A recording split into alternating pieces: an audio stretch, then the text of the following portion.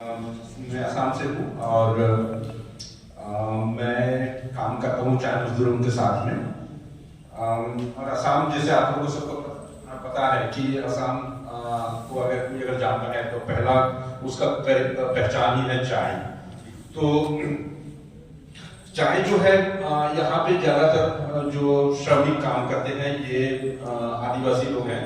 और जब मैं आदिवासी कहता हूँ तो ये जैसे आप झारखंड, उड़ीसा, छत्तीसगढ़, मध्य प्रदेश या वेस्ट बंगाल में जो मिलते हैं, जो एसटी लोग हैं, उन्हीं लोग हैं वहाँ पे। और आज का तारीख में आदिवासी खुद को हम लोग कहते हैं, लेकिन आज तक एसटी का दर्जा वहाँ पे दिया नहीं गया है। तो सबसे बड़ी मांग जो है वहाँ पे चाय मजदूरों का या आदिवासियों का वो है कि एसटी का दर्जा जल्द से जल्द किया जाए। असम में आज का तारीख पे चाय मजदूरों का जो संख्या है वो 20% से भी ऊपर होगा टोटल संख्या जो है। और वहाँ अभी चाय मजदूरों को वहाँ पे रहना करीब करीब 200 साल हो रहा है। और चाय का जो इंट्रोडक्शन है उसका 200 साल इस बार सेलिब्रेट करने जा रहे हैं। काफी धूमधाम से वहाँ पे करने की सोच रही है सरकार, कंपनियां भी सोच रही है। और बड़े बड़े कंपनियां वहाँ पे चाय उत्पादन में लगे हुए हैं। पहले बहुत बड़े बड़े कंपनियां थी, बहुत सारे छोड़ के चले गए। जो प्रोडक्शन साइड में है उसको छोड़ के वो लोग अभी दूसरा बिजनेस में चाय में जो वैल्यू चेन में है वहाँ पे लगे हुए हैं।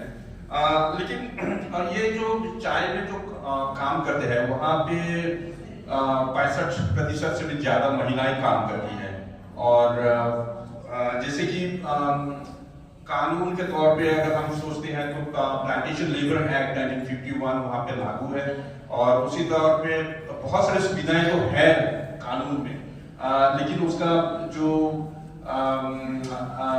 जैसे कि इम्प्लीमेंटेशन होना चाहिए उस तरीके से नहीं होता है।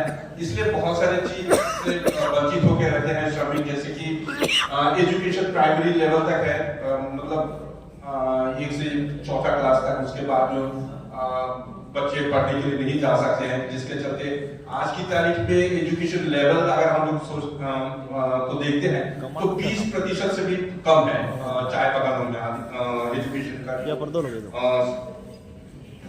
प्रतिशत है। और एक बहुत बड़ा मुद्दा जो है वहाँ वो है जमीन का।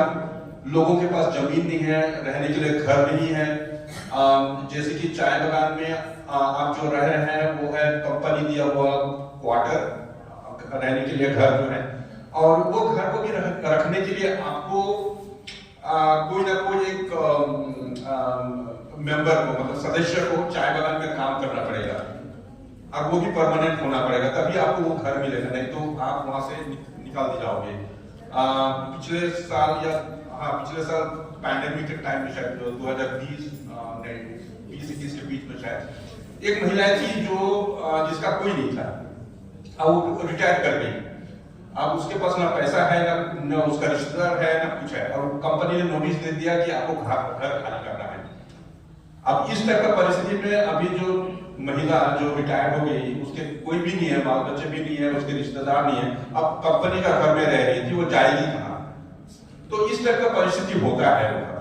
तो ये जो है ना क्या कहते हैं बॉन्डेड लेबर, ये बहुत अच्छी तरीके से दिखता है चाय बागान में।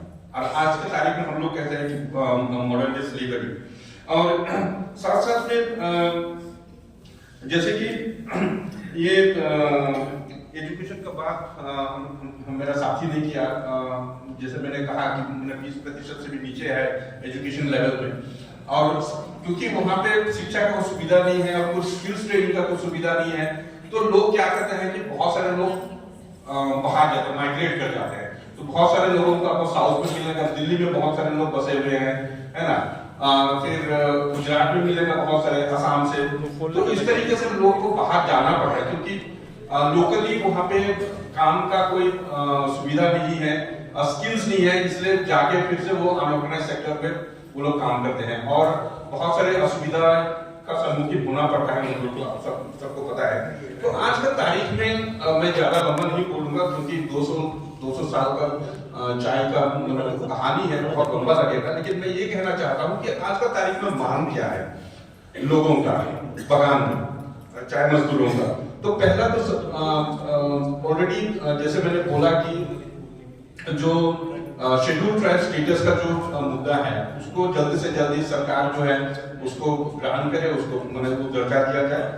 दूसरा सबसे बड़ी मुद्दा है ये है लैंड का, जमीन का, जो क्योंकि रहने के लिए, घर बनाने के लिए जमीन नहीं है, क्योंकि वो बहुत बड़ा ये क्या बोलते हैं हथियार है जिसको लेके कंपनी डरा धमका के मजदूरों को काम कराती है। और इसलिए मांगे ये है कि जितना भी मजदूर हैं लैंडलेस हैं उनको लैंड दिया जाए। और वेजेस जो है, तभी हम लोगों ने बात कर रहा था, वेजेस आज का तारीख में सबसे कम अगर है तो चाय बगानों में है। और चाय बगान का वेजेस जो है वेज के साथ में आप दीजिए, क्योंकि वहां पे मिनिमम वेज जो कैलकुलेट किया जाता है तो वहां पे बहुत सारी सुविधा है। तभी वेज की बात करने के समय में कुछ फॉर्मूला का बात बता रहा था। तो वहां पे क्या है कि यहाँ पे एजुकेशन फैसिलिटीज जो दिया जाता है, हेल्थ फैसिलिटीज जो दिया जाता है, फिर इलेक्ट्रिसिटी कनेक्शन जो दिया जाता था पहले, अब नहीं है, लेकिन वो सब कैलकुलेशन करके ये लोग कहते हैं कि हम लोग को मिनिमम वेज से ज्यादा देते हैं आप लोगों को, जो सरासर गलत है, कानूनी तौर से भी गलत है, इसको आप इंक्लूड नहीं कर सकते हैं। तो उस हिसाब से कैलकुलेट करके जो सुविधाएं दिया जाता है उसको वो लोग इंक्लूड करते हैं, जो कि सही नहीं है। तो हमारी मांग है कि वहां पे जो वेज है वो वेज को कम से कम मिनिमम वेज के हिसाब से आज का तारीख में हम लोग का लगा के 525 था, लेकिन जो डियरनेस वेरिएबल डियरनेस अलाउंस को अगर हम लोग हिसाब करते हैं तो 600 से ऊपर आता है जो देना चाहिए सरकार।